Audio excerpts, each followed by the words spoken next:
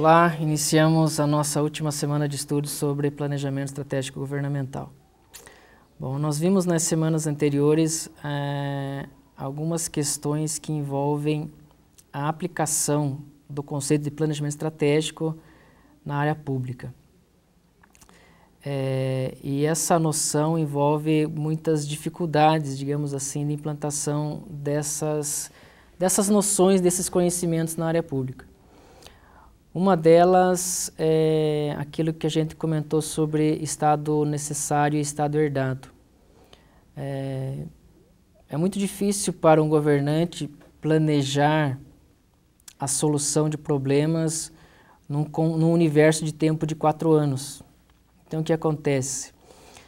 Quando se muda, digamos assim, o governo, ou seja, existe um grupo governando e outro grupo assume, até que esse governo consiga se adaptar à ação de governo, demora um tempo. Então, se perde algum tempo, né?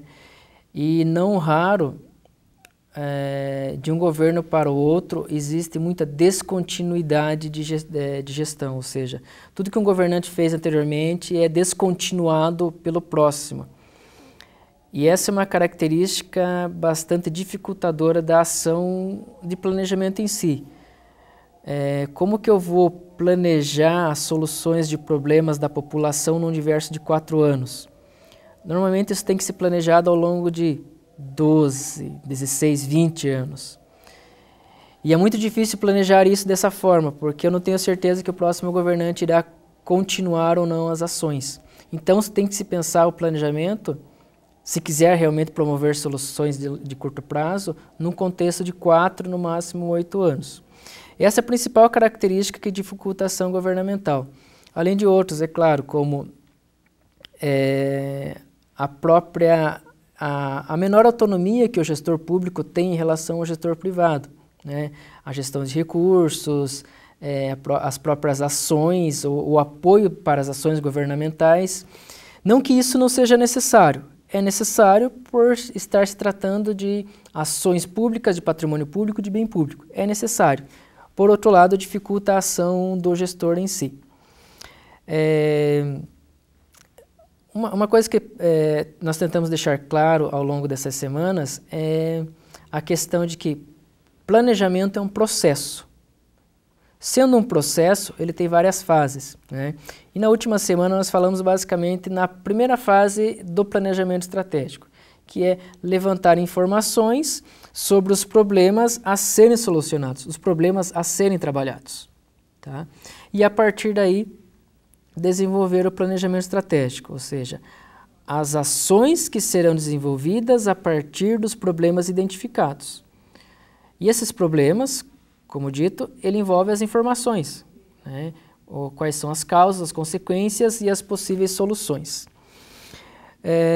Não podemos deixar de, digamos assim, destacar o contexto de incerteza que envolve o planejamento. Então vejam bem, eu trabalho num contexto para planejar em que eu estou tentando projetar o futuro. A partir desse contexto futuro, eu estou decidindo antecipadamente, vou decidir o que eu vou fazer no futuro, né? Baseado nos problemas que eu tenho atualmente, como é que eu vou agir no futuro. E essas ações e essas decisões hoje, elas são baseadas no contexto atual. O máximo que eu consigo fazer é tentar projetar um cenário futuro e as ações que eu farei nesse cenário futuro. Então o que acontece? Isso me leva a constatar, a concluir que a ação do gestor ele se dá num contexto de incertezas, né? Incertezas sobre se eu conseguir diagnosticar corretamente os problemas, se eu conseguir compreender os problemas que envolvem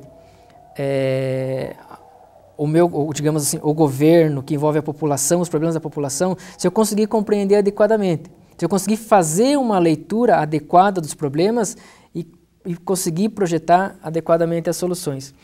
Então, além disso, e isso pode implicar na ineficiência e ineficácia do próprio planejamento, ou seja, uma leitura equivocada do contexto pode fazer com que eu tome decisões erradas. Então isso pode complicar a efetividade do planejamento. Além disso, um gestor, um prefeito, um governador, um presidente não planeja sozinho, ele tem uma equipe. Então outra coisa que pode prejudicar o planejamento é a própria qualidade dessa equipe, né? Quando eu projeto soluções, muitas vezes o governante está baseando as suas ideias em informações que seus assessores passam, né? Isso envolve, às vezes, até despreparo de uma equipe técnica. E também a própria deficiência do gestor em conseguir agir, em conseguir tomar decisões adequadas. E isso nos leva a uma questão muito importante do planejamento, que é avaliar e corrigi-lo conforme ele está ocorrendo, né? E aí eu chamo a atenção novamente para aquelas questões de descontinuidade. Um dos grandes problemas que nós enfrentamos no planejamento público, e não só na ação de planejamento, mas a gestão pública como um todo, olhando o primeiro escalão dos governos, digamos, é a própria descontinuidade de ações. Como eu já falei, a cada 4 anos a tendência é que se mudem as pessoas que governam, essas pessoas pensam diferente, essas pessoas fazem uma leitura do contexto, fazem uma leitura do ambiente diferenciada e é natural que elas tomem decisões diferentes. E isso implica o quê? Em descontinuidades. Então, torna-se difícil planejar e pensar o desenvolvimento econômico e social de forma democrática no longo prazo, digamos assim. Então, nessa terceira semana, eu destaco a importância exatamente disso, de se avaliar o planejamento, de se pensar no sentido de continuar ações anteriores, de pensar planejamento que extrapolem os limites de um determinado governo. Planejar de forma que outras pessoas, outros partidos possam dar continuidade a um determinado planejamento. Planejamento estratégico no sentido amplo e que a sociedade inteira possa se beneficiar dele, né? Então, em síntese, sobre essa disciplina, eu gostaria de dizer isso. A necessidade que nós temos de transformar aquele estado herdado, que ainda é presente, no estado necessário. E ele só é possível a partir do momento que a sociedade começar a ter uma participação e ser visualizado no planejamento em um contexto mais amplo e de longo prazo. E como eu falei, longo prazo extrapola os limites de 4 anos.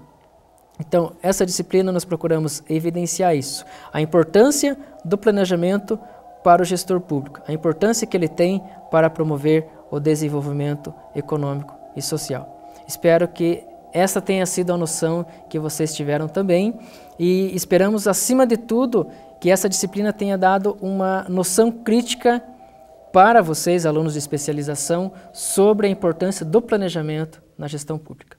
Muito obrigado.